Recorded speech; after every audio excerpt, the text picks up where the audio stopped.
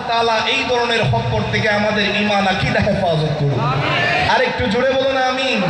হযরতে আমির মুআবিয়া রাদিয়াল্লাহু তাআলা যখন রাষ্ট্রের দায়িত্ব পালন করছেন, ওই দিন সেমিনার করছে, সমস্ত মানুষদেরকে নিয়ে সেমিনার করছে। উনি জিজ্ঞাসা করছেন, হে লোকেরা, তোমাদের কাছে একটা বিষয় জানতে চাই, আজকে এই উপস্থিতিতে কার বংশ সর্বোত্তম, কোন মানুষ সর্বোত্তম বংশের? আমার বাবারা ভাইয়েরা, কোনো রাজনৈতিক ব্যক্তি যদি তার অনুসারীদের সামনে যদি বলে সবার সামনে দামিকে, সবাই বলবে আমাদের নেতা সবচাইতে দামি। কথা বলেন ঠিক না? সবাই বলতেছে আপনি আমিরে মুআবিয়া রাদিয়াল্লাহু তাআলা, আপনি সবার চেয়ে দামি, আপনি সবার চেয়ে দামি।